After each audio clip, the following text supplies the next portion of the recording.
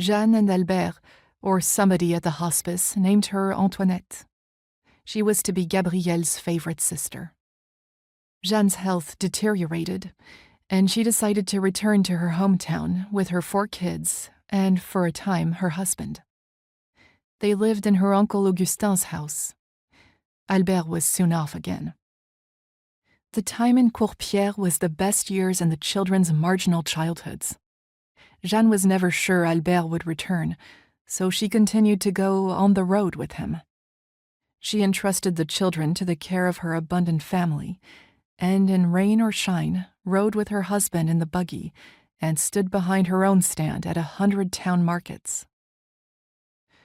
Judy grew up slow-witted and afraid of everything. Gabrielle preferred playing with her brother Alphonse. But she often played alone. Among Gabrielle's earliest memories was playing in an old churchyard with graves full of weeds. She thought of the cemetery as a secret garden, and of herself as the queen and defender of its subterranean inhabitants. I told myself that the dead are not really dead, as long as people think about them. To Carmen Tessier, a François gossip columnist, she said she had her tombs, her dead, that her family tried to lure her away from the cemetery by telling her that none of her next of kin was buried there. That didn't bother me. I brought flowers and forks and spoons and whatever else I could steal at home, and spread out my loot around the graves. One day my family discovered the stuff that was missing. They locked everything up, and since I could no longer bring things to my dead, I forgot about them. In other retellings, she brought her rag dolls to the churchyard and talked to her dead.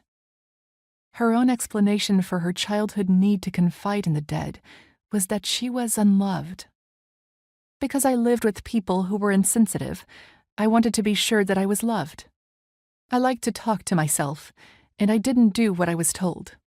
That, no doubt, comes from the fact that the first beings to whom I opened my heart were dead people. When she was an old woman, living alone, and convinced that the people who surrounded her were only out for her money, journalists caught her in cemeteries talking to the dead. In 1889, when Judy was 7, Gabrielle 6, Alphonse 4, and Antoinette 2, their mother gave birth to another boy at the tavern in Guéret, a market town northeast of Limoges. They called him Lucien. By the time Gabrielle was 11, the life on the road, poverty, and constant pregnancies — another son named Augustin for Jeanne's uncle in Courpierre died in infancy — had ruined Jeanne's health. She was in Brive-la-Gaillarde, a market town halfway between Clermont-Ferrand and Bordeaux, when she fainted from shortness of breath and high fever. She was not well enough to leave the freezing room she was left in. One winter morning in February 1895, she was found dead. Her husband was traveling. She was 32.